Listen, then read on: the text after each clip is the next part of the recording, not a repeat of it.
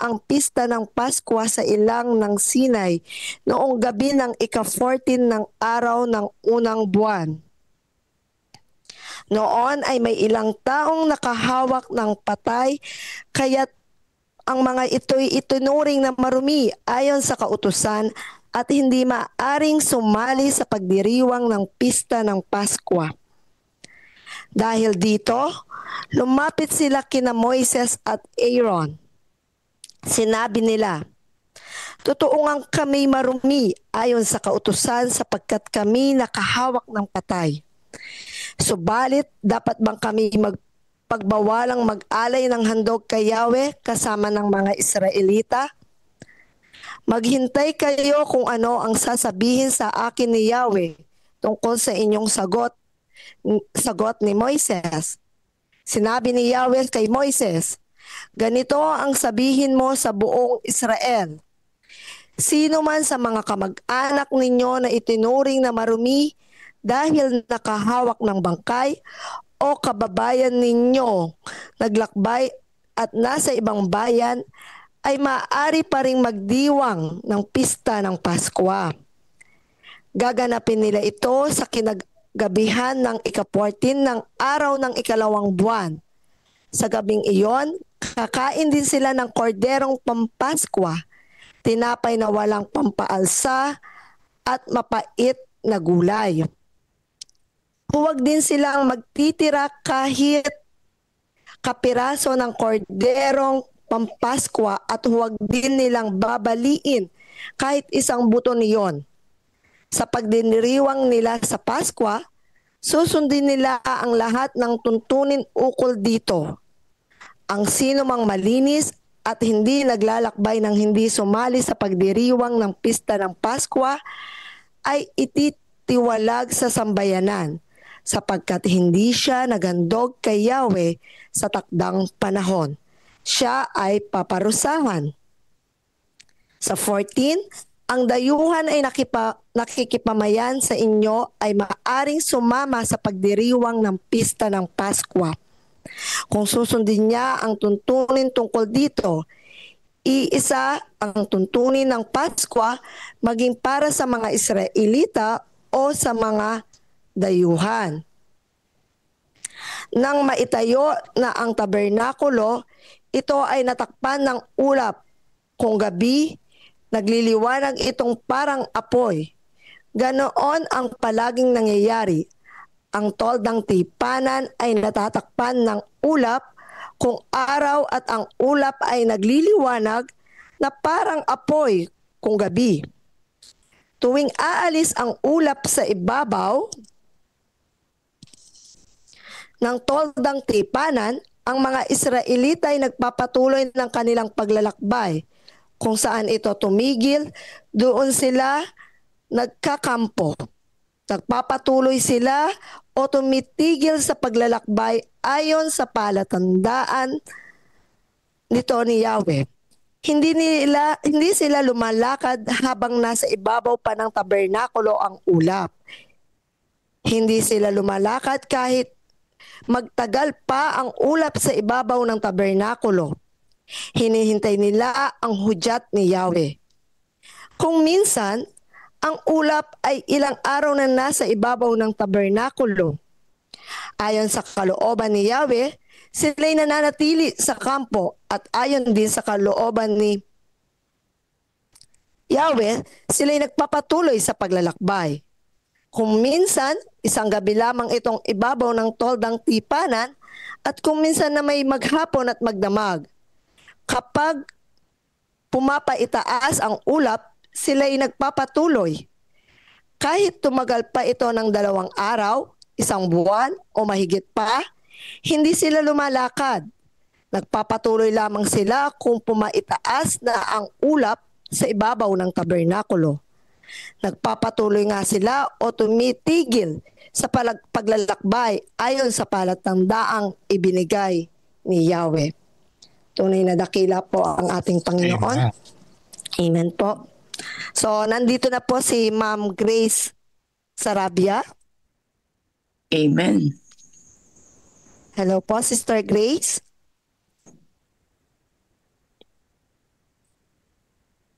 wala pa po yata. So, ako po ay magbibigay ng kaunting reflection. Tapos po, maaari pong magbukas ng video yung ating nais magbigay pa para sa ating pagbubulay sa salita ng ating Panginoon. Alam niyo po, doon sa maikling pagbabasa natin sa chapter 9, may 3 punto lang po akong nakita at nais na ibahagi. Una po, napakahalaga ng pagsunod. Doon po sa verse 1 to 5. Dapat po na ipinagdiwan ng Israel ang Paskwa ayon po doon sa utos ng Diyos. Mahalaga po ang pagsunod doon sa tuntunin at nagbigay talaga ng exact na utos ang Panginoon kung paano po nila ito gagawin. Di po ba? Sabi po doon, kahit ang marumi po at ang mga nasa biyahe, binigyan po ng pagkakataon ng Panginoon na makasama sa Paskwa. Ipinakita rito na tunay na ang Panginoon ay pag-ibig at laging nauunawaan ng Diyos ang limitasyon ng bawat tao po. At doon sa paglalakad po nila, yung sa pamamagitan po ng ulap, sa verse 15 to 23, nakita po natin na nandoon lagi ang patnubay ng Panginoon. Ang ulap at ang apoy ang naging tanda po ng presensya ng Diyos. Hindi gumagalaw ang Israel hanggat hindi gumagalaw ang ulap at hanggat hindi nagpapaandar ito. Dapat po tayong bilang mga Kristiyano maging sensitibo sa kanyang gabay sa araw-araw. Kaya napakaganda po na meron tayong ganitong every morning. Diba? Hinihiling muna natin, inuumpisahan natin sa pamamagitan ng pagbabasa ng Biblia, pagbubulay-bulay nito. So ang Diyos ang tanging dapat nating sundin. Kahit hindi natin palaging nauunawaan ang kanyang mga plano, panatilihin po nating sumunod at magtiwala lamang sa kanya. Sister Grace, nakita ko na po si Sister Grace. Ma'am Grace, maaari po ba kayong mag-share ng reflection sa atin pong binasa ngayon sa Numbers chapter 9? Yes, ma'am. Good morning. Happy God first morning po. Happy God first morning po, ma'am. Medyo na-late ako ng So, ganun pa man kagabi po ay binasa ko yon bago ako natulog. Ang reflection ko po doon, ang Panginoon ay hindi mapagpabaya. Kahit na ang mga Israelites ay matitigas ang ulo, no? Nandoon po lagi yung presence ng Panginoon. Doon po sa lamentation, sila po ay nagkaroon ng matinding problema, pero ang pag-ibig ng Panginoon ay nandoon pa rin sa kanila. No? So, biruin niyo po yung pagka sila po ay nasa ilang yung pillar of clouds saka yung pillar of fires, no? Hanggat hindi umaalis yun, yung Israelites po ay hindi umaalis para mag-tent sa ibang lugar. So, patuloy na ang presensya ng Panginoon ay laging nasa sa atin at nasa Israelites noong panahon pa nila. So mga kapatid, patuloy lang po tayo sa ating pananampalataya, panghawakan po natin ang salita ng Panginoon. Kung sa ganon ay hanggang siya po ay dumating, sama-sama po tayong maligtas. Amen.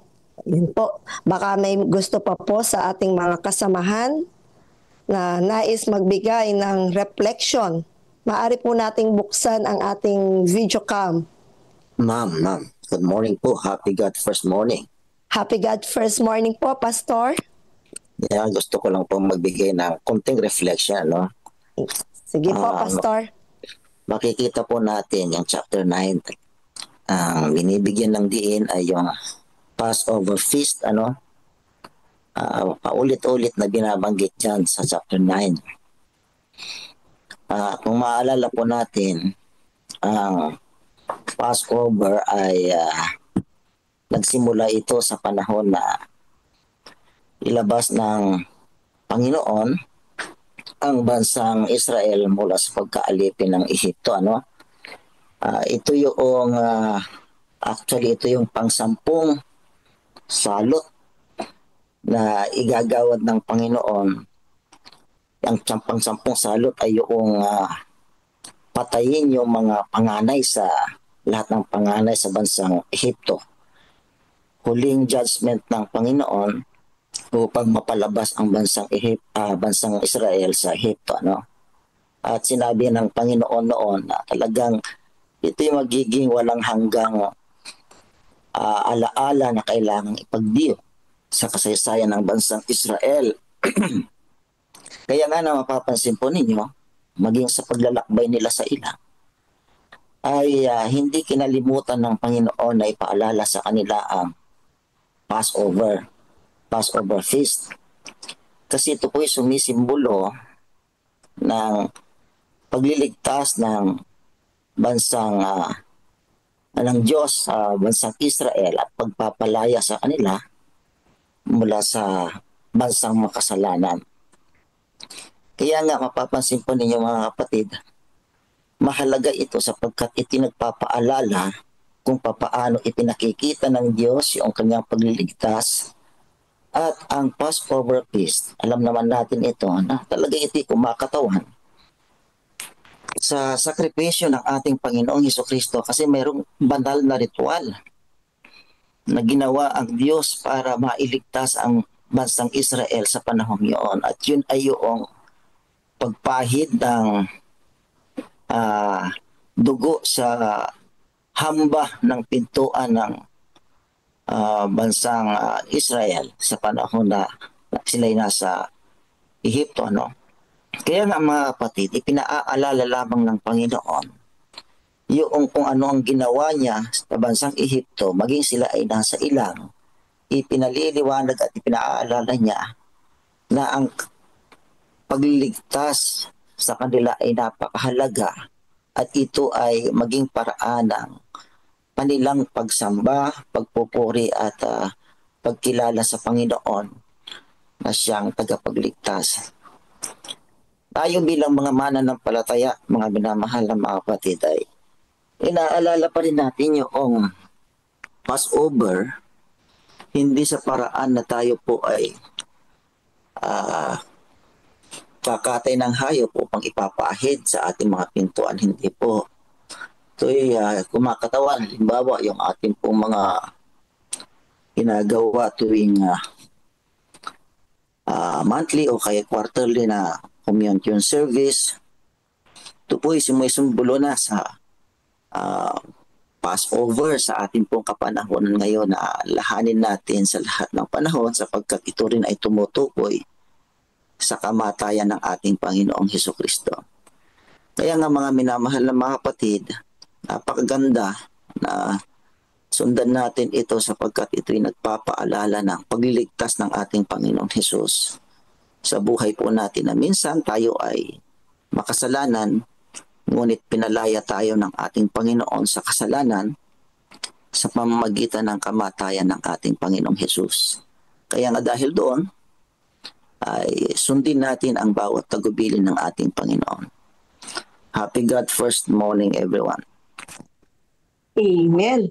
Napakaganda po yung sinabi ni Pastor. So, meron pong nagtaas ng kamay. So far po, meron na po tayong 31 views sa Facebook. Happy God First morning po sa inyong lahat mga kapatid.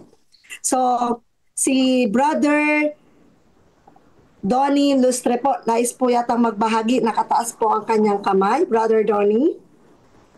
Yeah. Happy God First morning po. Happy God's first morning po. May tatlong bagay po na nakita ko dito sa Numbers 9. Una po, yung tungkol po sa because our God is a perfect God. Although perfect po siya, He considers our situation. Kaya number 1 po, ang divine order, meron pong divine order pero it considers human situation. Kasi nga perfect God siya. So ang kanyang mga utos po ay structured at saka non-negotiable. Yun po ay patungkol dun sa requirement to celebrate Passover. Pero hindi po doon, hindi naman ho talaga siya rigid at parang walang puso kasi nag-provide po siya ng ng provision, a gracious provision. Yun po bang tungkol sa second chance pagkatapos po ng after a month para po sa mga ceremonially unclean or nasa biyahe. Dito po ipinapakita na kinukonsidero talaga ng Panginoong Diyos yung circumstances natin at saka yung totoong pangangailangan. Pangalawa, ito po ay patungkol sa obedience over convenience. Yung pong hayagang pag-neglect po sa utos ng Diyos, ito po ay being treated na very serious. Kasi yung mga yung may mga talata po ay binibigyan po ng distinction between those who cannot obey dahil sa mga unavoidable defilement. No? Laban doon sa mga talagang sumusuway lang dahil ayaw talagang ayaw sumunod. Na yung pong mga taong ito na who simply will not obey ay mayroon pong sila po ay humaharap sa isang tinatawag pong severe consequence. Yung bang tinatawag na halimbawa, yun nga po, yung they are excommunicated, talagang inihiwalay sila. Kasi ayaw lang talaga lang sumuway. No, napakaganda po nito na kasi di po ba tayo ang pangunawa ng Diyos po ay talagang walang matindi, ibang klase.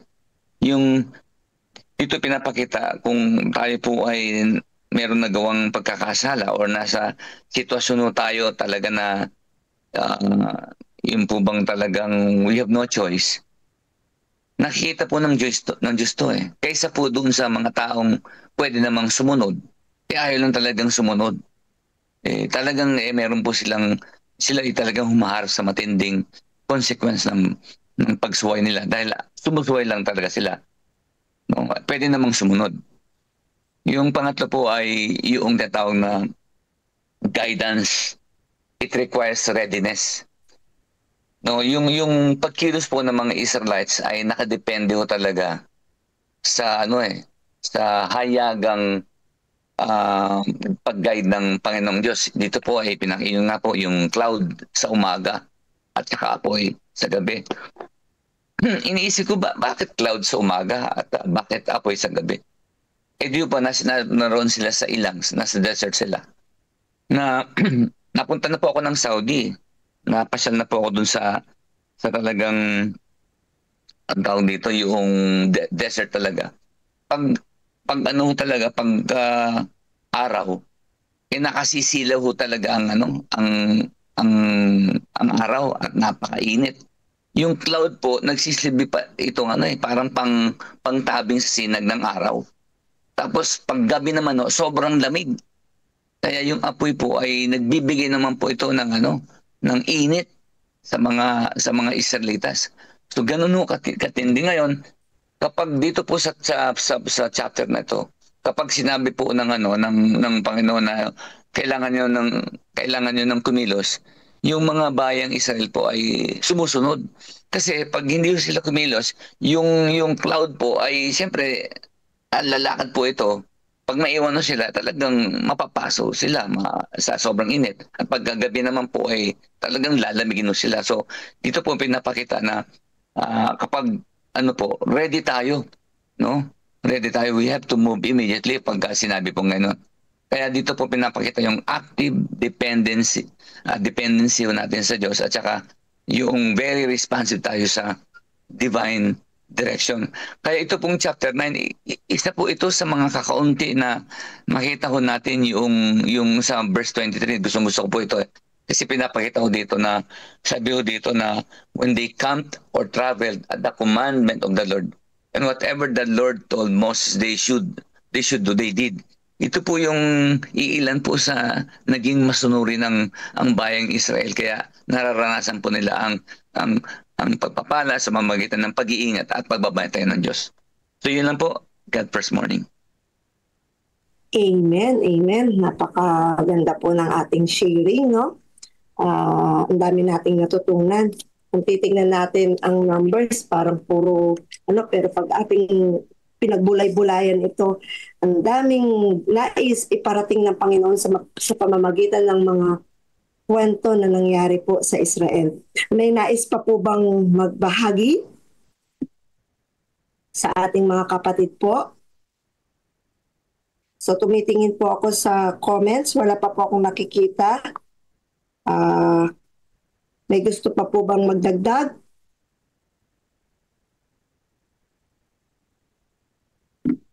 Okay po. So nais ko muna pong batiin ang ilan sa ating mga nasa Facebook Live.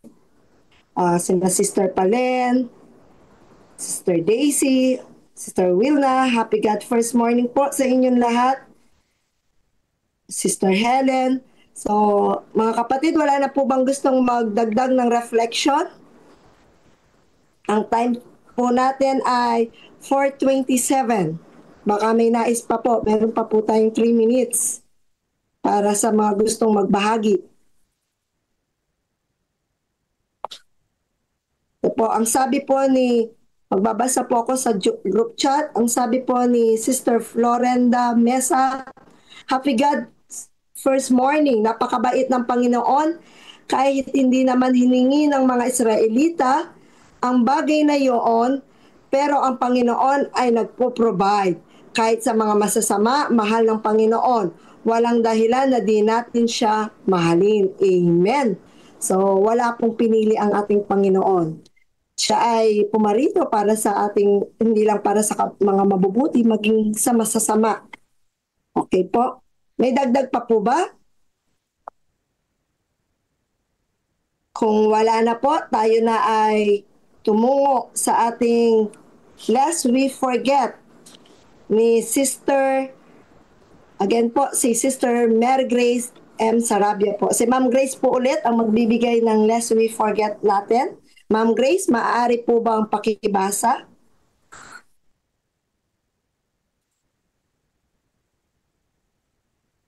Hello po. Nawala po ba si Ma'am Grace?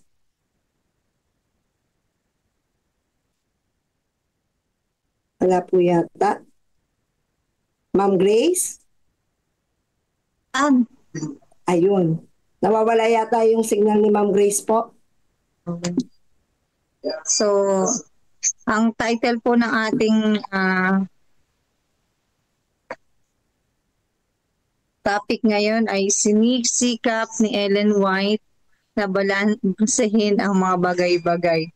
Sabi po sa Matthew 5:5, mapapalad ang mga mapagpakumbaba sapagkat mamahalin nila ang lupa.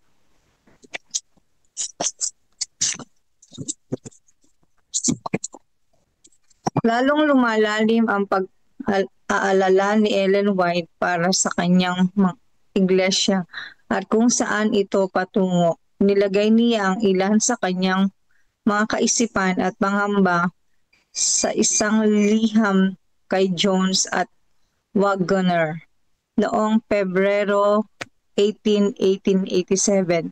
May panganib idiniin niya na ang ating mga ministro ay labis na magdidiin sa mga doktrina ng mga ngaral ng sobrang daming pananalita tungkol sa mga paksang pinagtatalunan samantalang nangangailangan ng praktikal ng pagiging makadiyos ang kanilang mga sariling kaluluwa. Ang mga kamanghamanghang bagay ng pagtubos ay hindi gaanong pinahahalagahan. Kailangan ang mga bagay na ito ay mailahad ng higit na ganap at patuloy. May panganib at napanatilihin ang mga pag-aaral ng mga artikulos sa dyaryo na katulad ng handog ni Cain, walang Kristo. Bahagi ng kanyang sulat ay pagsaway kina Jones at Wagner dahil sa paglalahad sa publiko ng usaping humahantong sa pagkakahati-hati sa panahon ng krisis at para sa katangian nilang hindi kanais-nais.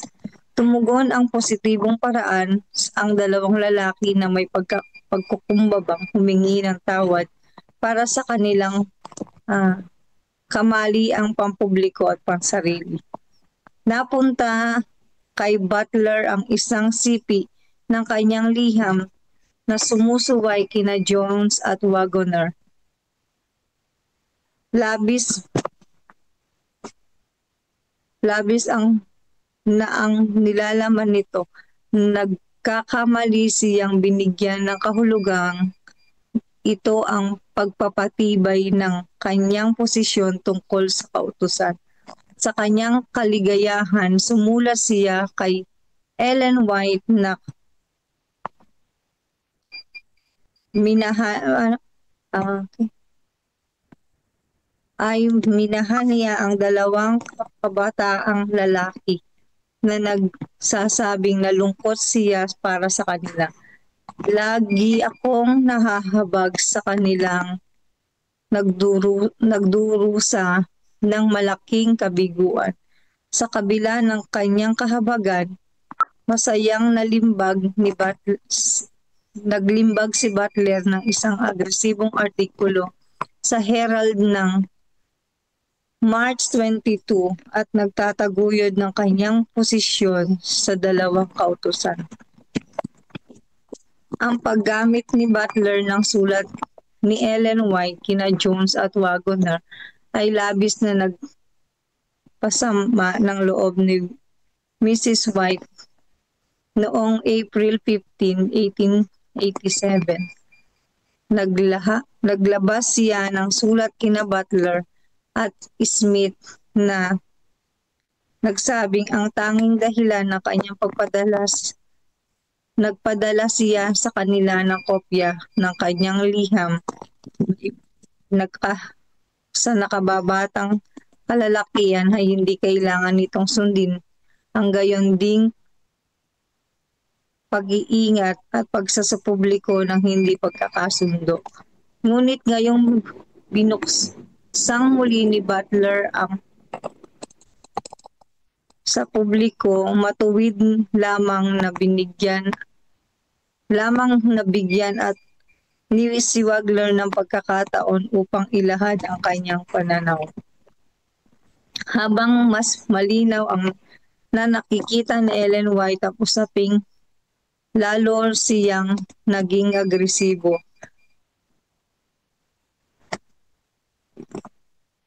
Kailangan nating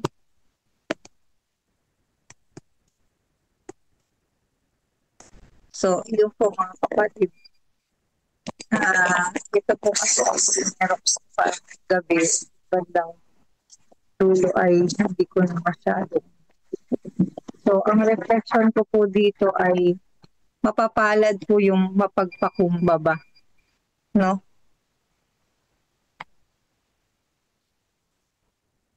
Amen.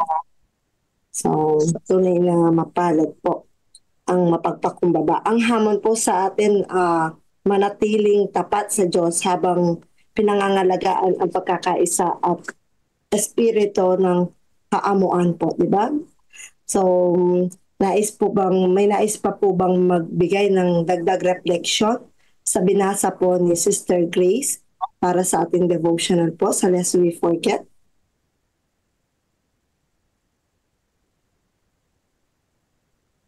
So, nais ko pong magbigay ng konti. Sabi po, sa gitna po ng kontrobersya, ipinakita niya ang katotohanan na dapat ipahayag ang pag-ibig at paggalang, hindi sa kapangyarihan o sa pagmamataas po.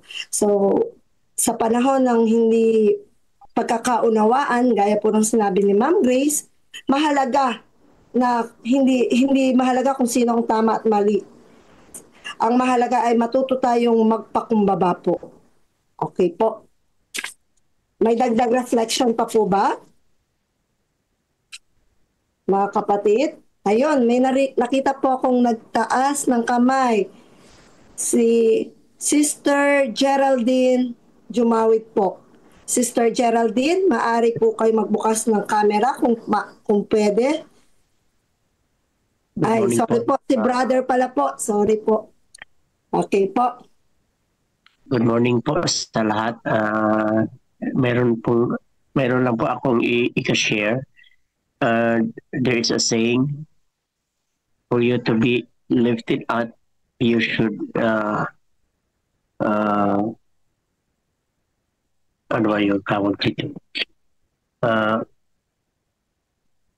In the Chinese proverbs, in Bisaya, sabi doon, aron ka makaginansya, pakansi. So, mao in our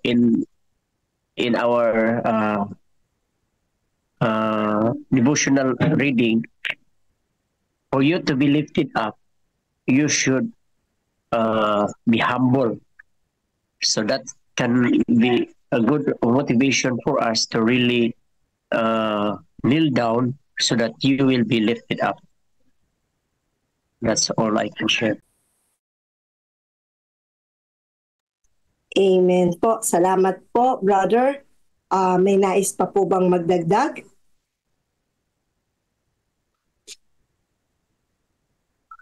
Sa ating mga kapatid? So, ako po ay tumitingin ulit sa Facebook kung may mga nagko-comment po. So far po, wala pa pong may gusto pa bong magdagdag. Mari po mag-open ng cam or... Hello, ma'am. Morning. Good morning po, Pastor. Happy God first morning po. Happy God first morning. So, yung kanina yung binasa ay isa lang yung gusto rin sabihin sa atin talaga na yung pagpapakumbaba. Kasi at the end of the day, kahit tama ka, pero hindi ka naman natutong magpakumbaba. Parang naging tama ka lang dahil sa diniin mo na tama ka. Pero yung karakter na dapat ay mahubog na aminin mo na ito ay may pagkakamali. So yun yung nais ng Diyos atin na talagang yung pagiging yung pagpapakumbaba ay isang paraan para hindi na magkaroon pa ng siguro sa pamilya, sa church, sa leadership. Kasi lumalaki lang yung maliit na problema dahil sa ayaw aminin ng pagkakamali o ayaw magpakumbaba. Kahit sa mag-asawa, lumalaki ang problema.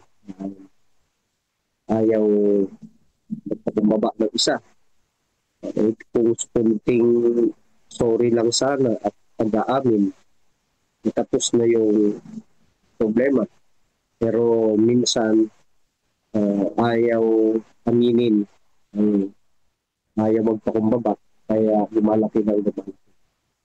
Kaya sa church, kahit sa magkakamag-anak, minsan ay inaabot ng dekada ang mga hidwaan.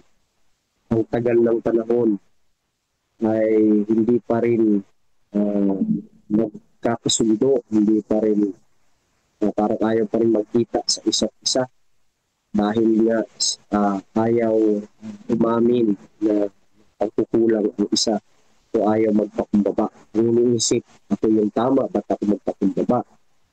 Bakit ako hingi ng sorry? Ako naman ang nagawan ng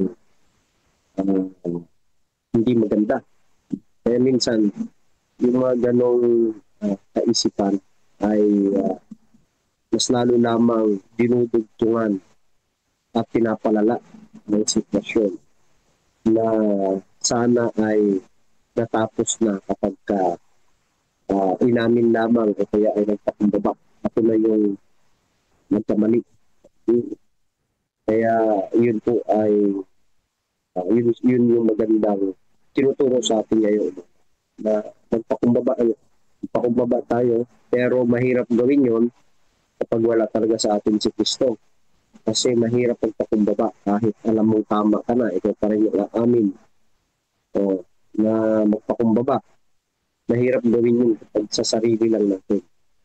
Kailangan talaga natin si Jesus.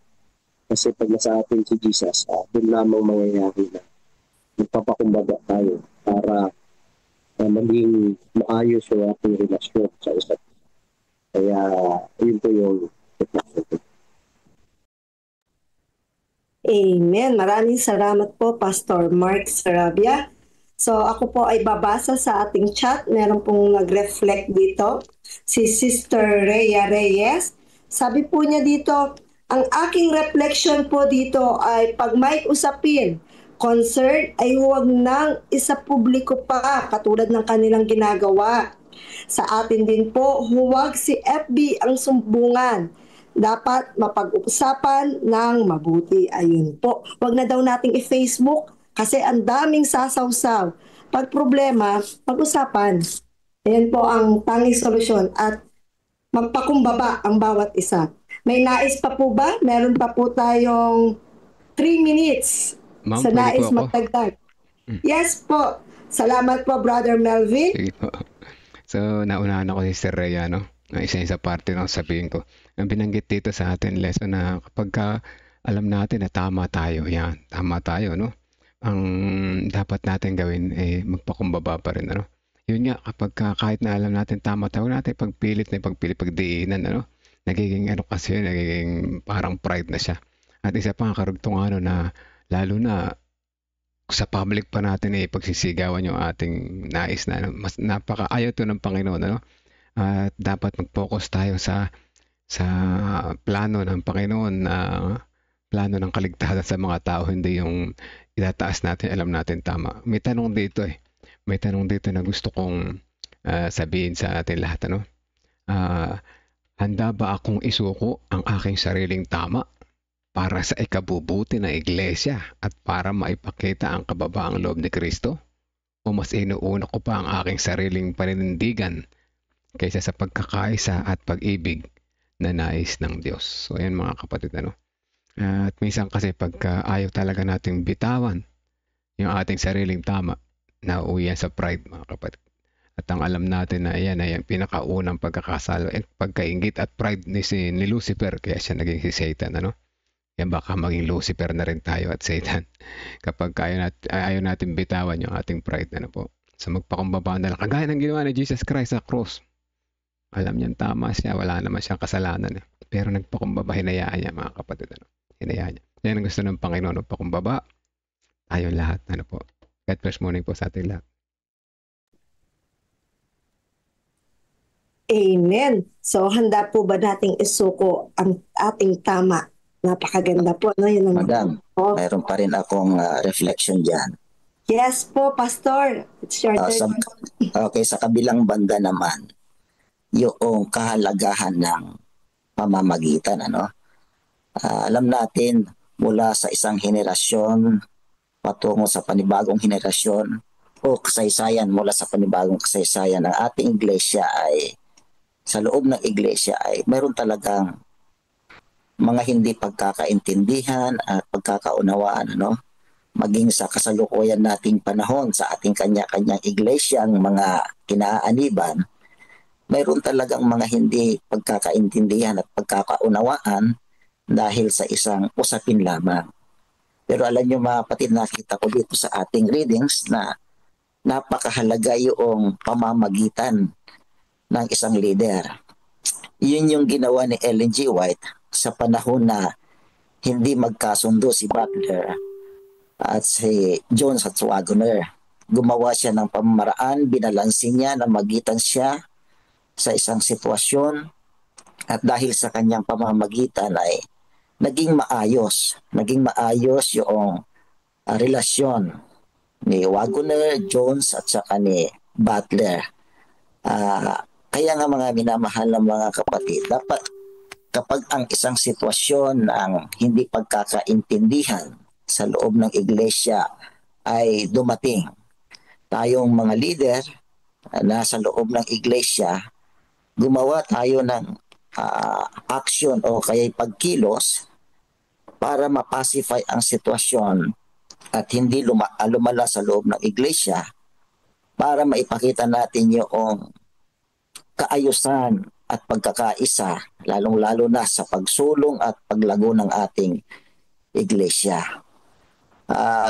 Yun yung hamon sa ating mga leader sa ating kapanahonan ngayon, na talagang when the crisis comes in the church, the leaders has to take the initiative to mediate doon sa mga pangyayaring yon, para hindi na lumala ang sitwasyon, ano?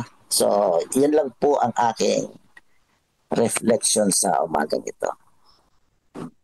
Okay, napakaganda Amen. po. No? Amen. Ang dami po nating natututunan. Sabi po ni Brother Alex, pride is a sin against God. Better to be humble in God's sight. Okay, maraming salamat po. So, tayo na po ay dadako sa ating panalangin. Ma'am Grace.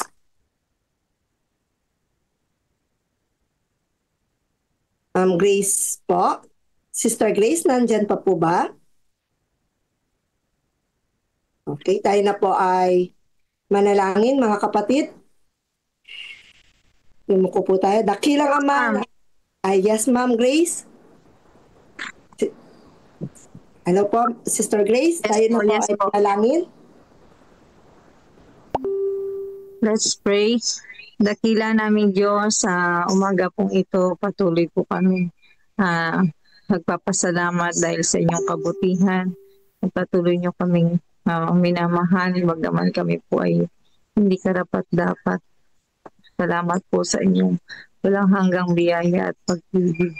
Amin pong patuloy na hinihingi sa inyo ang kapatawaran sa aming pagkukulang at pagkakasala.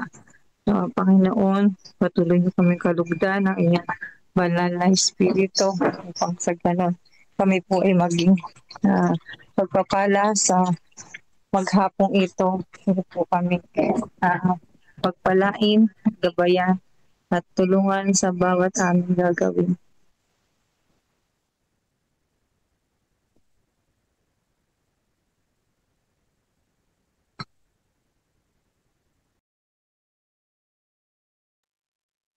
Ito po ang aming hiling sa pangalan ni Jesus. Amen.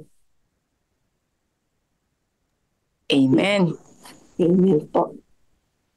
Okay. Amen.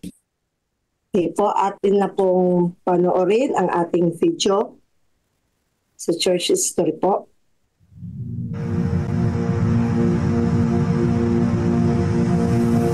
After Jesus returned to heaven, his disciples remained with the awesome task of taking the gospel to the whole world. Filled with the Holy Spirit, these men and women proclaimed the message they had received with boldness and power, reaching out to all corners of the then known world. But it was not without great opposition, first from the Jews, then from the Roman state. Many Christians were faithful to the point of death, suffering torture and humiliation from cheering onlookers at the Circus Maximus and Colosseum in Rome and throughout the empire. However, the blood of the martyrs only paved the way for the further spread of the gospel. After years of persecution by the Roman emperors, one of them, Constantine, professed conversion to Christianity in 312 AD. Now Christianity became popular, but it resulted in many pagan practices and symbols entering the church, particularly in Rome. The Bishop of Rome assumed more and more power and authority and began to oppose and oppress all who recognized Jesus alone as the head of the church and who accepted the Bible alone as the supreme authority. To To escape this increasing persecution, God's true people withdrew to the wilderness areas of Europe. In northern Italy, the Waldenses took refuge in the mountains. While many were slain, the light continued to shine in the darkness. God was still in control, and he began to raise up men like Wycliffe, Huss, Tyndale, Luther, Calvin and Zwingli to stand for his truth. They stood for the Bible alone, faith alone, and Christ alone. In 1798, in fulfillment of Bible prophecy in the book of Daniel, the religious and political supremacy of the Roman Church was temporarily reduced when General Berthier removed Pope Pius VI from his throne. Consequently, in the decades that followed, there arose a great awakening of interest in the prophecies of Daniel, and many were convinced Jesus was soon to return. In the United States, the Baptist preacher William Miller was joined by hundreds of other preachers in their expectation of the return of Jesus in 1844. However, when Christ did not return in 1844, further Bible study led a small group to discover that Christ's ministry in the heavenly sanctuary was an explanation for their great disappointment. They discovered that the Bible taught that the seventh day was the Sabbath that Jesus had set aside for his people. Slowly they came to understand that their mission was to preach the three angels' messages of Revelation 14. Their goal as Seventh-day Adventists was to preach with power the everlasting gospel and to prepare the world for Christ's return. More than 160 years have now passed. Years that have brought 2 world wars, numerous military campaigns, financial depressions, the rise of atheism and secularism, as well as a booming world population, with natural disasters increasing in frequency and intensity. Today, the Church's mission and message is more relevant and urgent than ever in its history. Jesus is coming soon, and the world must be warned. Prepare to meet your God.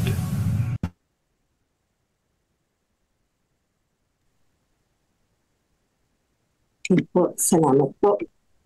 So, tayo na po ay dadako sa ating COP testimony. Sino po ang ating, tinitingnan ko po kung sinong naka-assign sa COP testimony. Wala po kasing nakalagay. Mga kapatid, sino po ang maaaring magbigay ng ating COP testimony?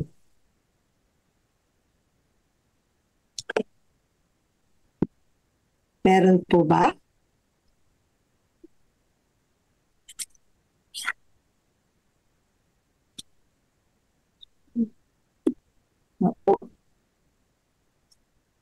Meron po bang naka-assign sa atin na para sa ating COP testimony? Parang wala atang na-assign si Pastor Nelson. Baka may gusto po. Ayaw ko kung nandyan si Pastor Nelson. Pastor Nelson, nandito po ba siya? Ako po ay nananawagan. Or kung wala po si Pastor Nelson, baka may gusto pong magbahagi sa ating mga kapatiran, sa ating mga kapatid na naririto po. Meron po ba?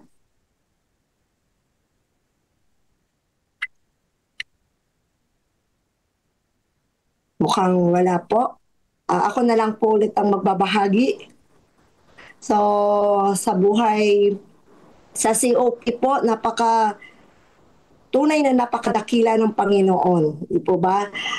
Yung tithe and offering natin na minsan ang tingin natin parang kukulangin ang ating budget. Ako po bilang nanay at bilang asawang pastor, alam po natin na hindi ganun kalaki ang stipend po ng pastor. Pero nakita ko po na kapag buong puso mong binigay sa Panginoon yung para sa Kanya, ang ginagawa po kasi namin kung magkano yung tithes namin, ganun din po ang aming offering.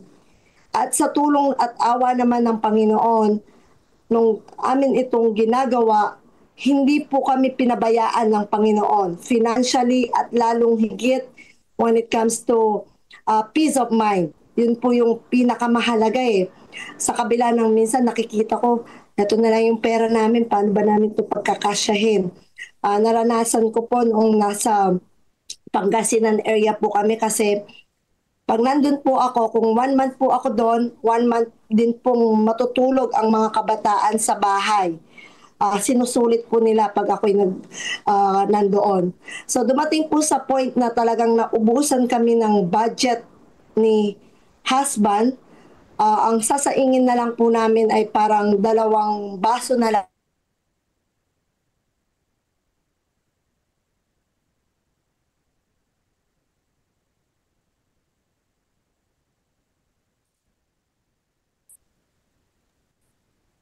Okay, nawala si ma'am. Pasensya na po, nawala, naputol. Sige po. Ayan po. Nagdasal po ako sa Panginoon. Sabi ko, Panginoon, ito na lang po ang aming bigas. Alam niyo po, sa panahon ng pagkukulang, doon natin makikita gaano kabuti ang Panginoon at gaano siya katapat na hindi niya tayo pababayaan. Nakita ko po kinabukasan, nagulat kami, dumating yung ninang namin, may nakalagay na pong isang kaban na bigas sa harapan ng aming bahay. So, sa kabila ng minsan iniisip natin, ay bibigay ko pa ba tong offering ko? Kasi baka magkulang yung aming budget. Alam niyo po, magtiwala lang tayo sa Panginoon. At bibigyan niya tayo ng kapanatagan ng loob at ipagkakaloob niya yung ating hiling. Ibibigay niya po at hindi tayo magkukulang. Yun lang po. So, nawa kapatid, tayo ay patuloy na maging tapat at magpagamit sa gawain ng Panginoon sapagkat ang lahat ng narito sa mundong ibabaw, yung pag-aari natin, lahat yan ay bigay ng Panginoon at nararapat lamang po na ibalik natin ito sa Kanya. Okay po. May gusto pa po ba? Amen. Na magdagdag? Amen. Ma'am, mayroon akong gustong sabihin. Okay po, Pastor. Sige po. Alam po natin na tayo po ay will verse na pag pinag-usapan po natin ang combined offering plan. At alam po natin na ang combined offering plan ay ang purpose nito ay upang sulong ang misyon at gawain ng ating pong Panginoon sa lokal na iglesia at maging sa pangbuong mundo o kaya global. At nakita natin ang epekto nito sa ating pong kanya-kanyang iglesia na nagpapatupad ng kahalagahan ng combined offering plan. Lumalaki ang budget sa paglilingkod, dumadami ang gawain sa loob ng iglesia. At yun ang hangarin ng ating pong pamunuan na lumawig ang ating pong paglilingkod. Hindi man lang dito sa ating pong teritoryo, kundi lumawig ang ating paglilingkod maging sa ibang mga lugar.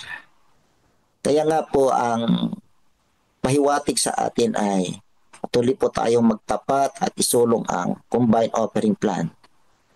At himukin ang ating pong mga tresurero o tresurera sa iglesia na sinupin ang katapatan ng ating mga kapatid sa pagbibigay ng kanilang mga pangakong handog upang ilagay sa ating pong kabangyaman. At isa po sa inaasahan ng ating pong pamunuan sa ating pong mga lokal na iglesia upang maging mabilis ang ating pong paglilingkod at hindi maantala ang mabilis na paglawig ng ating paglilingkod bilang isang misyon, ay huwag na po nating patagalin yung ating pong bahagi o contribution sa ating pong pamunuan. At huwag po nating patagalin sa ating iglesia at kung maaari ay hindi na po aabuti ng 2 buwan, kundi buwan-buwan po ay i-forward na po natin yung ating pong bahagi o contribution sa ating pong pamunuan upang huwag po maantala yung operation ng ating pong pagmimisyon ng ating pong misyon. At magawa rin po natin yung ating bahagi na maging kabahagi sa pagpapalaganap ng ating pong ng salita ng ating Panginoon globally. So, yun po yung kagandahan, mga minamahal na mga kapatid, ano? Para tayo po ay maging mabilis ang paglilingkod, hinihimok po natin ang ating mga treasurer sa bawat lokal na iglesia na tulungan na po natin ang ating pong mga auditor, tulungan na po natin yung ating mga pastor na isaayos agad yung ating pong pananalapi, yung ating pong contribution sa ating pong pamunuan, at kung maaari, kung mayroon po kayong mabilis na access, ay i-forward na agad natin yung ating pong mga contribution sa ating pong pamunuan upang maisulong din yung mabilis na paglilingkod na mithiin ng ating pong pamunuan. So yun po yung aking nakikita ng pakikibahagi ng isa't isa, lokal na iglesia o bawat kaanib na nagtatapat sa combined offering plan at sa pangakong handog para sa ating pong Panginoon. So salamat mga kapatid sa inyo pong concern sa ating pong mga gawain. Ito po ang aking simple reflection para sa ating pong combined offering plan sa umagang ito. God first morning po. Amen. Praise God po. So, may nakita po akong nakataas ang kamay. Sunod po ako. Si Brother Jumawit po. Ngayong good first morning sa lahat. Ito lang po yung ika-share ko din na iba kasi ang confidence na buhay natin if we have like a kind of intentional way of supporting God's work through offering. Based sa experience ko, nakita ko na bakit parang happy tayo. I mean, iba pag yung nakafocus lang tayo sa tithes ba. Pag may intentional tayo magsusuporta na dahil lang sa financial through the offering. Hindi naman nag-discourage tayo na hindi tayo gumawa. The more if we have to intentionally do some work also like being a literature evangelist, iba ang feeling na at least safe na nakatulong ako through our offering. Kung saan, kung minsan binamagic natin yung offering natin, di ba? Kung minsan, ano lang ang nasa packet natin. But if it's kind of intentional through at least 10%, one of my friend told me that it should not be less than 10%. Of course, it's a kind of commitment. But the point that I want to drive is that it's really, the confidence is there, and you have a smile in a day if you are doing an intentional ministry through supporting not only our mission field, I mean in the mission office through our offering, because the offering has the mission has a part of it, and the more in our church. So that's I can. Amen. Salamat po, Brother Jumawit. Ayun po, ako muna po ay babasa sa ating group chat. Sabi po dito ni Sister Cherry Jane ng Area 5, dati po 2% o 3% ang offering namin. Simula nag-seminar sa Area 5 sa North Sagaray, nag-10% COP na kami. Amen. Ganun pa rin naman po kung darating ang kagipitan, may ibibigay ang Panginoon sa oras na kailangan. Hindi favor sa mayaman, hindi pahirapan sa mahihirap ang pagtatapat sa Panginoon. Yung 7 kami sa loob ng aming sambahayan ay walang na-hospital sa loob ng mahabang panahon, ay katulad ng yaman na sa pagpapala ng Panginoon. Amen. Maraming salamat po, Sister Cherry. Happy God first morning po. May gusto pa po bang magbahagi? Pwede ako, ma'am. Okay po. Sige po. Una, salamat kay Pastor Joey. Yan din yung naisip ko. Magchat-chat na ako sa Treasurer's GC. Kasi lumalaki na yung sa aming collection. Gusto ko na rin i-top forward sa bank. Hihingin ko mamaya yung bank account ng CLPM. maganda nga. Amen. Every month, dapat i-forward na yun. Pwede na may-audit yun ng bank transaction lang ang na-forward. So, para para hindi na hold yung ating tithes, hindi na hold at saka yung COP. So, yan, dagdag ko lang, mga kapatid. Sabi nga ni Pastor Joey, well-educated na tayo dito sa COP, Tayo na lang hinihintay na mag-decide, po. So, sabi nga dito sa unang mga lesson natin, the spirit of heaven is liberality, po. And the spirit of Satan is selfishness and pride. So, madaling salita, liberality, giving freely and abundantly. So, isang nabuo na isang pinakamaiksing salaysay dito. Walang pupunta ng langit na madamot, mga kapatid. Walang pupunta ng langit na madamot, Kaya kung gusto nyo sumakay sa aeroplano, itong aeroplano namin na ito lilipad. Wala man kayo o nandito sa loob ng aeroplano. Yung mga nakasakay dyan, yung may pusong liberal na maaaring makapunta sa langit. Hindi ko naman sinasabing bibili natin yung ating may ticket na tayo binigay ni Jesus, Kailangan lang natin sumakay sa aeroplano. Isang pamaraan ng pagsakay sa aeroplano ay may pusong liberal, mga kapatid. Pusong mapagbigay freely and abundantly. Pusong may pag-ibig sa kapwa. Pusong may pag-ibig sa Panginoon, So lilipad itong aeroplano na to sa oras ng departure, mga kapatid. Sumakay man kayo o hindi, gusto niyo bang maiwan, mga kapatid? Malamang hindi, Kaya huwag niyo na pong pag-isipan at gawin niyo na po dahil walang masama sa maging mapagbigay, mga kapatid. Yan ang aeroplano ng COPians, mga kapatid. God bless morning po sa ating lahat. Amen. Walang gustong magpaiwan po, brother. Kaya lahat tayo magsi-COP. Amen. So, may gusto pa po ba na magbahagi? So, tayo na po ay dadako sa ating susunod na gagawin, programa. Ang magbabasa po para sa ating Councils on Stewardship, si Sister Miraflor Venida. Sister Flor? Ayan, magandang umaga po sa inyong lahat. God first morning po. Ma'am, ang ating pong pagbabi. Panuorin muna natin yung God first video sandali. Okay po. Sige po. Pause lang po, pasensya na po. Okay po, salamat po.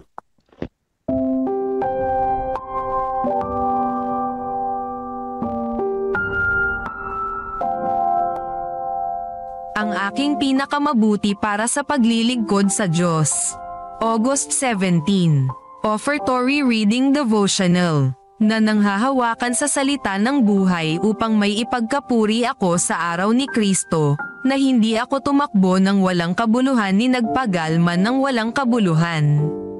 Filipos Kapitulo 2 Versikulo 16.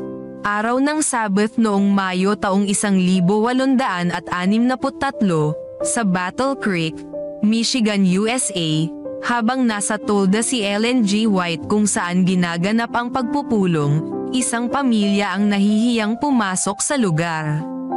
Ilang linggo bago mangyari iyon, nagkaroon siya ng pangitain tungkol sa partikular na pamilyang iyon. Sa pangitain, nakita niya ang kanilang masidhing paghahanap sa katotohanan. Nakita rin niyang ang ilan sa kanila'y magiging matatapang na tagapaglingkod sa gawain ng Diyos. Si Maud Cicely Boyd ang isa sa mga anak ng pamilyang iyon. Sa edad na 16, nagtatrabaho na siya sa composition department sa palimbagan ng iglesia. Pagkatapos makilala ang iba pang mga pioneers, naramdaman niya ang marubdob na hangaring maging lubusang tagapaglingkod sa gawain ng Diyos. At isang hapon, habang nananalangin ay malinaw niyang narinig ang nakikiusap na tinig. Handa ka bang gawin ang anumang bagay na nais ng Panginoon? Dumating ang kaisipang iyon kaalinsabay ng malalim na pahiwatig na may hihingin ang Diyos sa kanyang isang bagay na ayaw niyang gawin. Samantalang nakaluhod siya, kaagad niyang naramdamang hindi siya gumagawa ng ganap na pagpapasakop gaya ng una niyang inisip. Para bagang sa kanya'y hindi niya mabigkas ang mga salitang, Opo Panginoon, gagawin ko ang anumang hilingin ninyo sa akin. Nanalangin at tumangi si Mud, subalit hindi siya nakasumpong ng ginhawa mula sa katiyakan ng kapalaran. Sa wakas, nang maghahating gabi, nanalangin siya, O Panginoon Jesus, iniibig kita, oo totoo, subalit hindi ko magawang lubusang ipasakop ang aking sarili. Mahal na Jesus, gagawin ko ang anumang iyong hihingin sa akin. Kaagad-agad ay nagkaroon siya ng kapayapaan. Nang umagang iyon ay tumanggap siya ng sulat buhat sa General Conference na inaanyayahan siyang maglakbay tungo sa Switzerland upang tulungan si Elder J.N. Andrews sa kanyang gawain sa palimbagan sa Basel. Natitiyak niyang hindi niya tatanggapin ang paanyayang iyon kung hindi siya dinalaw ng anghel ng gabing iyon. Noong 1887, naging bahagi siya ng unang grupo ng mga misyonerong ipinadala ng iglesia sa Africa, at pagkatapos ay ipinadala rin sa ilan pang mga lugar, tulad ng England at Australia. Panawagan. Marahil tinatawag kayo ngayon ng Diyos na magpasakop ng lubusan. Tutugon ba tayo gaya ni Maud? Alalahanang walang limitasyon ang pakanabangan ng isang taong isinasa isang tabi ang sarili, naglalaan ng lugar para sa paggawa ng banal na espiritu sa kanyang puso at mamuhay ng lubusang pagtatalaga ng buhay sa Diyos. Ellen G. White, The Ministry of Healing, pahina 150.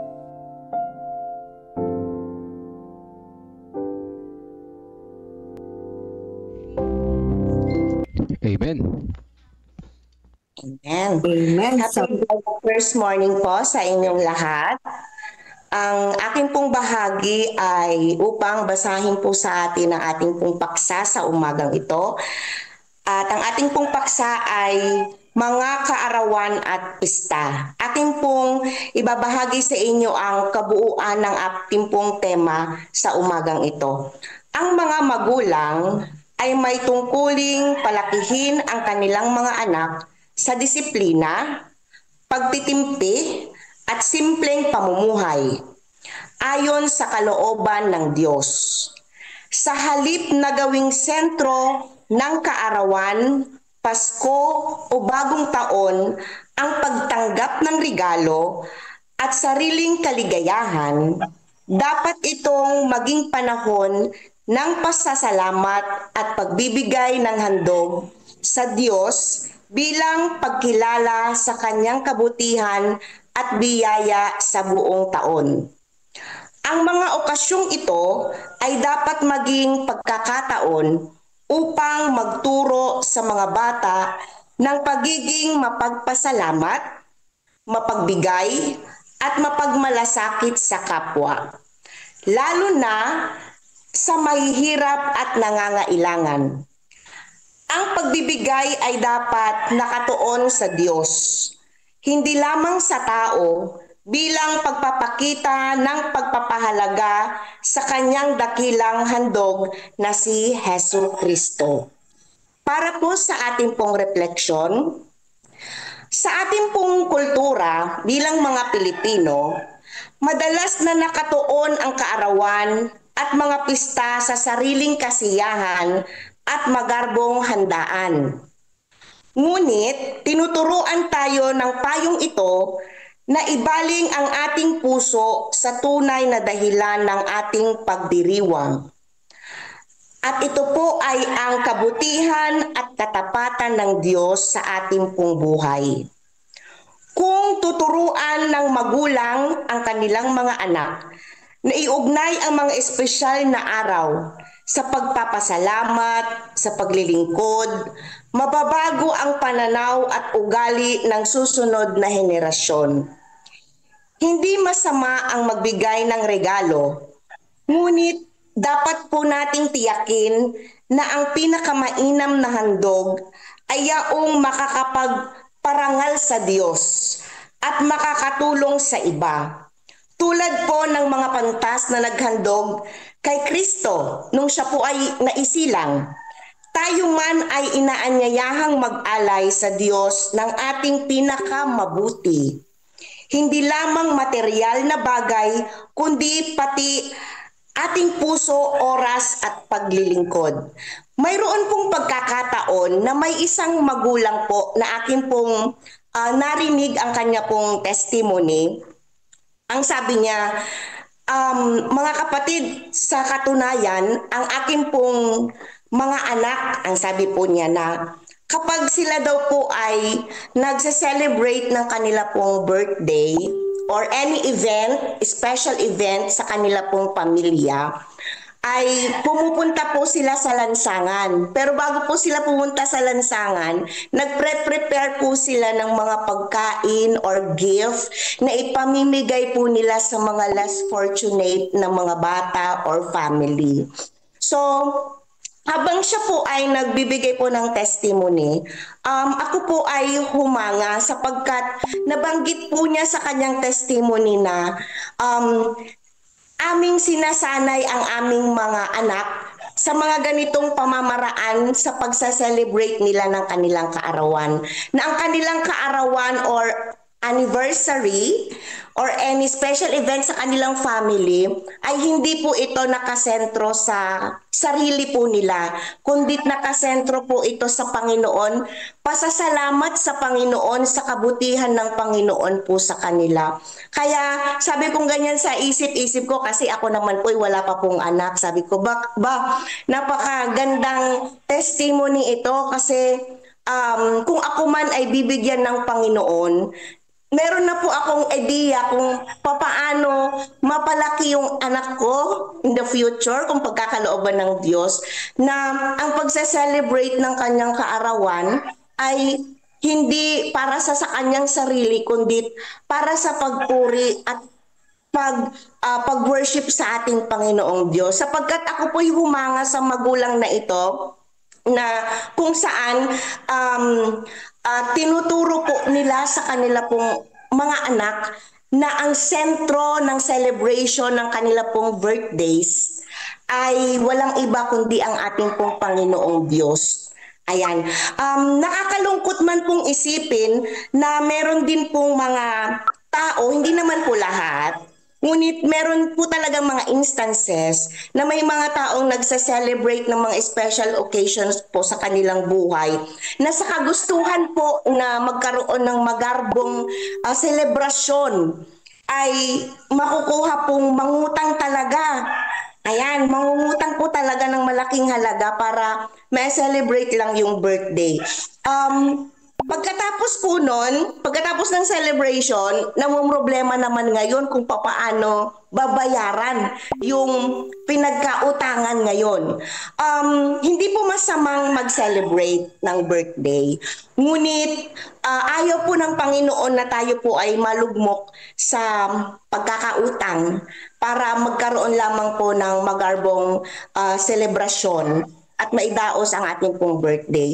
Kaya nga po sa ating pong aralin dito ay pinapaalala po sa atin ng ating Panginoong Diyos na tayo bilang mga anak niya ay matuto po na magpasalamat at maging makontento kung ano po yung pagpapala na ibinibigay po sa atin ng Panginoon at pagpapala kung papaano po natin i-celebrate ang ating pong mga special occasions po sa ating pong family. At bilang pong karagdagan din po, meron pong mga suportang mga talata sa Biblia na kung saan pagpapaalala po sa atin kung papaano po natin i-celebrate ang ating pong mga birthdays or any occasions na kalugod-lugod po sa harapan po ng ating pong Panginoong Diyos. Ayon po sa Mateo 22, verse 37 hanggang 39, ang sabi po dito, ibigin mo ang Panginoon mong Diyos ng buong puso mo, ng buong kaluluwa mo, at ng buong pag-iisip mo. Ibigin mo ang iyong kapwa gaya ng iyong sarili. Paalala na ang ating pag-ibig sa Diyos at sa kapwa ang dapat maging sentro ng ating mga gawain at pagdiriwang. Ayon po sa Awit chapter 90 verse 12, ituro mo sa amin na bilangin ang aming mga araw upang kami ay magkaroon ng pusong marunong. Ang bawat taon at araw ng ating buhay ay dapat magturo sa atin ng pagpapasalamat at paglapit sa ating Panginoong Diyos. At nasusulat din po dito sa 2 Corinthians chapter 9 verse 7, ang bawat isa'y dapat magbigay ayon sa pasya ng kanyang puso, hindi mabigat sa loob o dala ng pamimilit, sapagkat iniibig ng Diyos ang masayang nagbibigay. Paalala na ang pagbibigay, lalo na sa espesyal na araw, ay dapat kusang loob at mula sa pusong masaya. Ayan, nung ako po ay nandun sa ibang bansa, meron po silang nakagawian doon na natutuwa po ako doon sa ginagawa po nila, na kapag ikaw ay may birthday, di po ba sa atin dito, kapag may birthday, ay sila yung tatanggap ng regalo. Doon po sa napuntahan ko pong lugar, kapag ikaw ang may birthday, ikaw ang magbibigay ng mga regalo. Ayan. So, nakakatuwang isipin na ang ating pong Panginoong Diyos ay tinuturuan po tayo na maging mapagbigay kahit na simpleng regalo. Di ba? Ngunit ikaw ay masayang nagbibigay, nag-share ng blessings. Ang pagbibigay po kasi ng regalo, ito po yung yung you are sharing your blessings to other people. Ayan. At nakakatuwa pong tignan yung mga ngiti ng mga taong nakaka-receive ng mga gift. Ayan. So, ibig sabihin po niyan, hindi po talaga siya nakasentro sa sarili po natin. Ito po yung nakasentro sa Panginoon at sa pag-ibig po natin din sa ibang mga tao, sa ating pong kapwa. Gaya po ng mga ginawa po ng mga pantas na dumalaw sa ating Panginoong Hesukristo nung siya po ay ipinanganak. Dito po sa Matthew chapter 2 verse 11, ang sabi, at pagpasok nila sa bahay, nakita nila ang sanggol na kasama ni Maria na kanyang ina. At nagpatira pa sila at sumamba sa kanya. Binuksan nila ang kanilang mga kayamanan at naghandog sa kanya ng ginto, kamangyan at mira. Tulad ng mga pantas, tayo rin ay inaanyayahang mag-alay ng pinakamainam para sa Panginoong Diyos. Yan po yung gustong makita po ng Panginoon sa atin.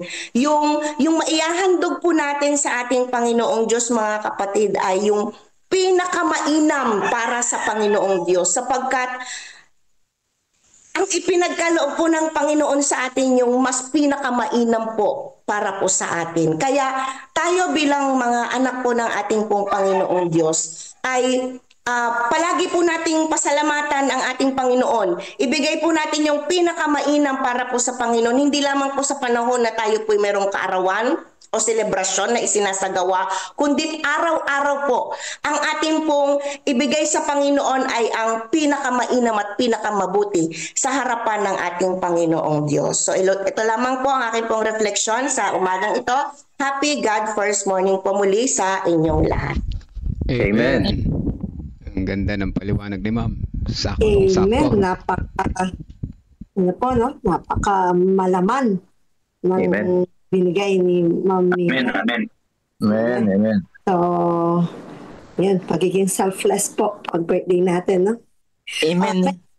May gusto po bang magbahagi ng kanilang pagmumulay-mulay sa binigay po ni Ma'am Mira na teksto po? Ako po, Ma'am. Kunti lang. Sige po. Sige po. So yun bagaman naging tradisyon na nakakaugalian na natin nag-celebrate ng birthday, Pasko, kung ano man yan ay dito na sa lesson na to, ini-encourage naman tayo na baguhin na natin yung ating nakasanayan. Sa halip na tayo yung tumanggap na regalo pag birthday, subukan natin mag-share sa mga iba ng blessing. At lalo na kung magdadagdag ka ng COP pag birthday mo, COP mo ay mas malaki. Hindi lamang sa local church ka magbibigay, kundi sa mission Ganun din naman sa Pasko at kung ano pa na hindi naman na dapat na engranding ano pa. Yung bang may mailuto ka lang sa mga dadala mong kamag-anak na lilibot sa inyo, okay na. Hindi kami nag-aanda ng Pasko sa tulang ano. At kahit sa birthday namin mag-asawa, wala, nagpasalamat lang kami sa Panginoon sa panibagong buhay at taon ng pagsubok. Pero wala nang celebration kasi regular day na lang pa rin sa amin yan. Ang celebration namin na iniintay yung pagdating ni Jesus Christ, mga kapatid. Ano po?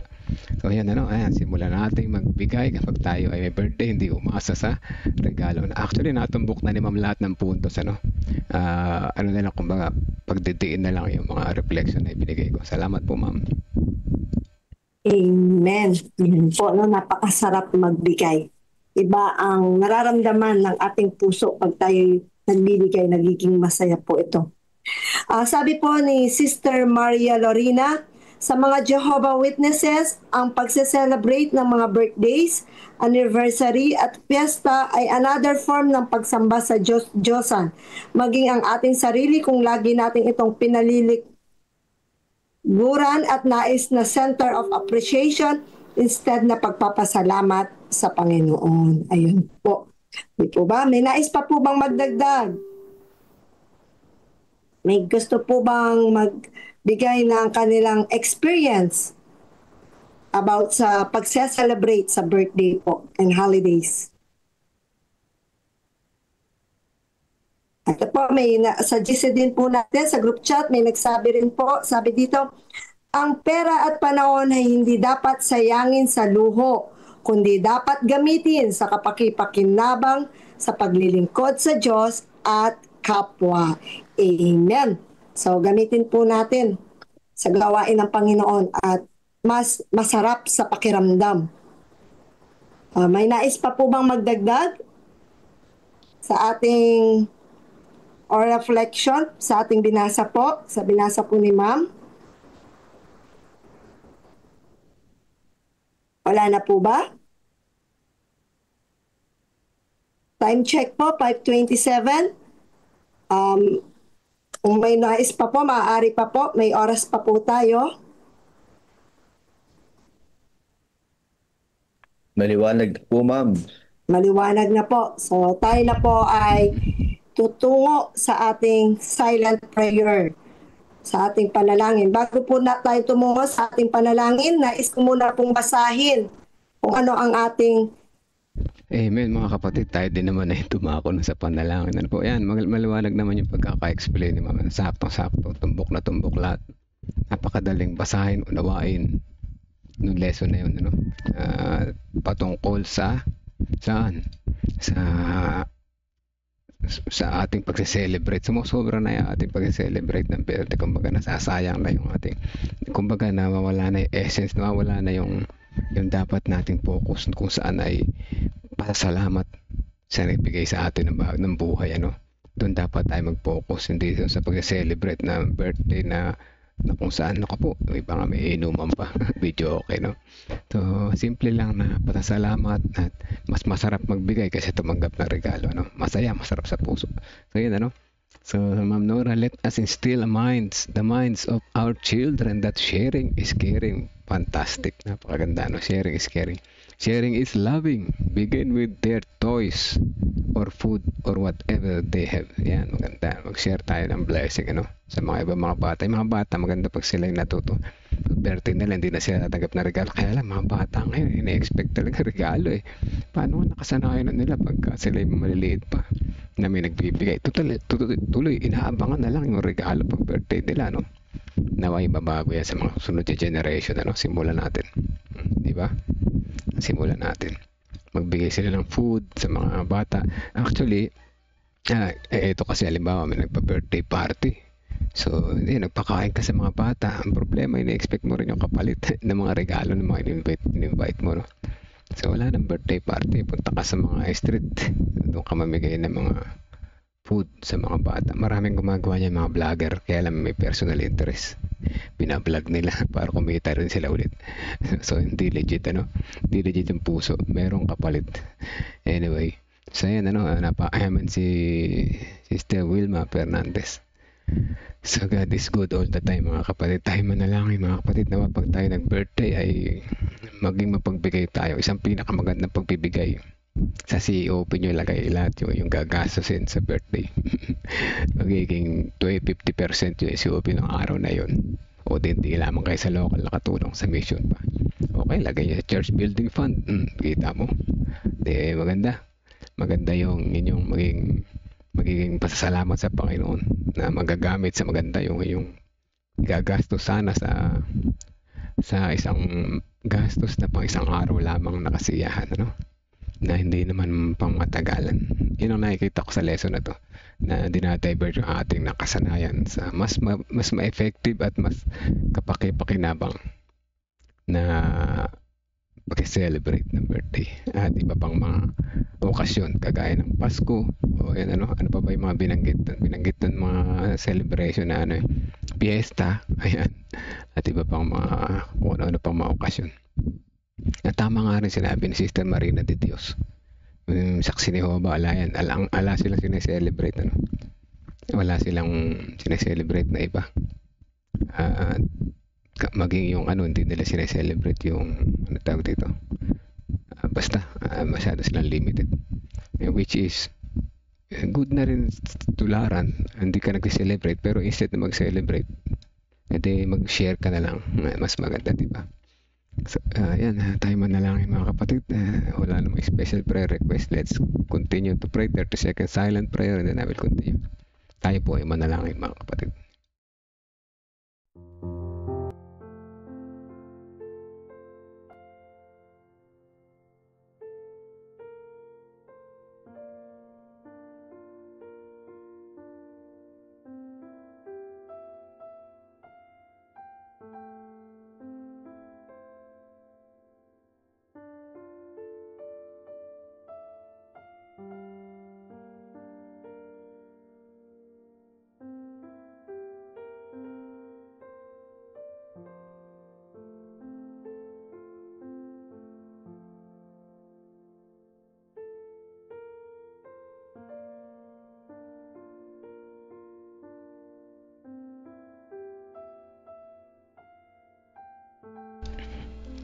Tayo manalangin. Ang banal na makapangyarihan sa lahat, salamat pong muli sa paggising sa aming pagkakatulog sa umaga na ito. Salamat sa kapahingaan sa buong magdamag.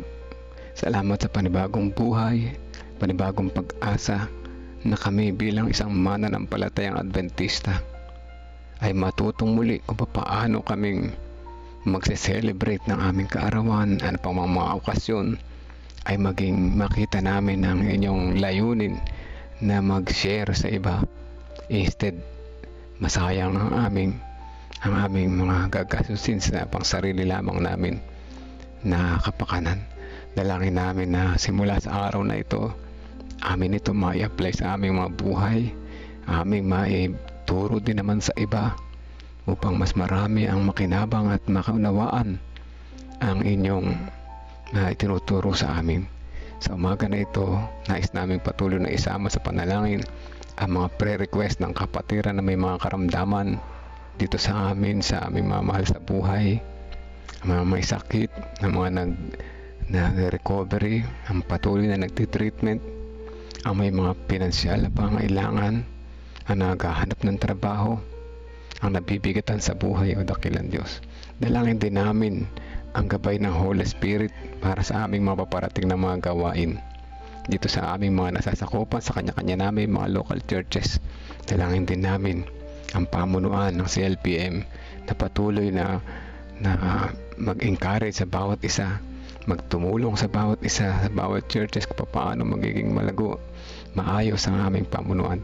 Dalangin din namin ang mga may personal prayer request doon sa CLPM God First Morning, may mga sakit ng ibang mga prayer request.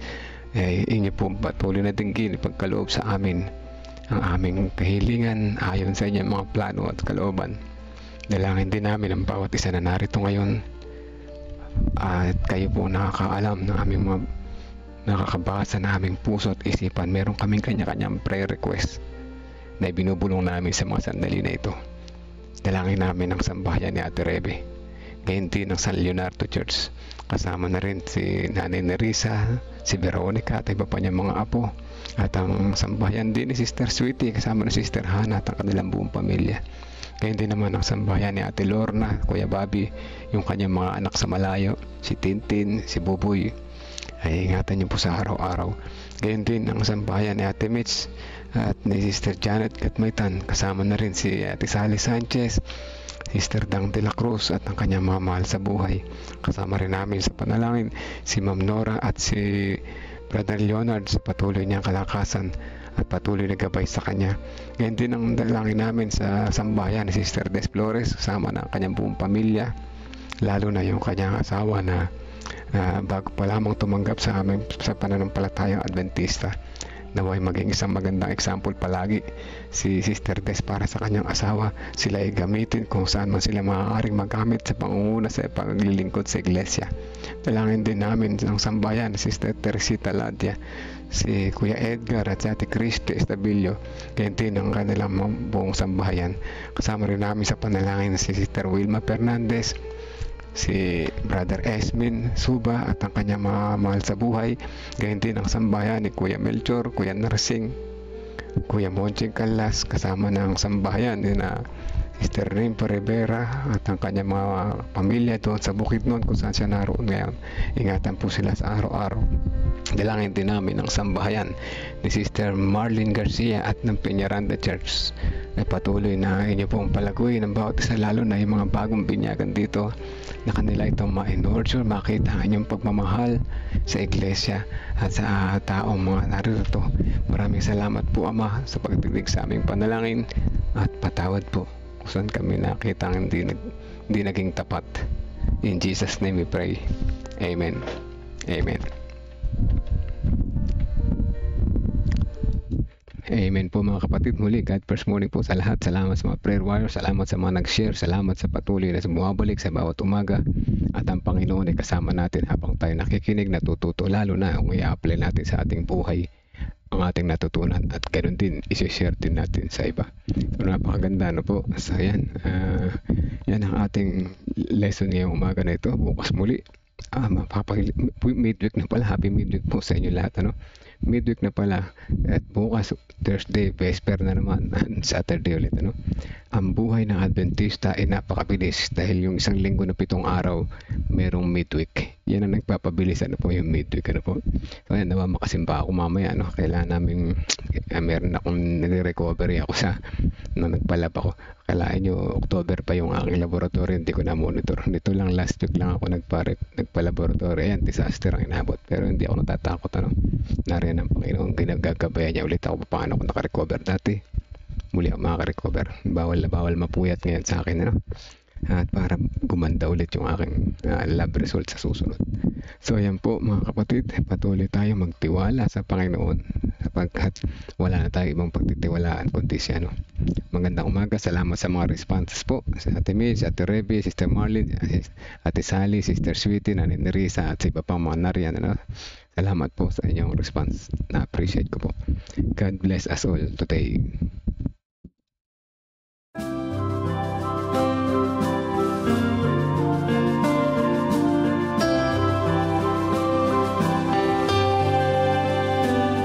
I hear the voice of Jesus calling.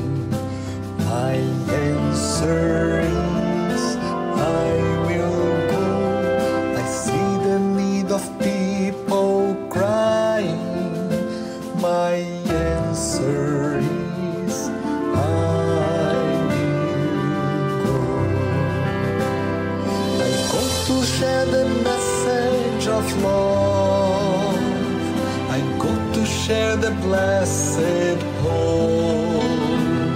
But if I get discouraged, I call to Jesus' help.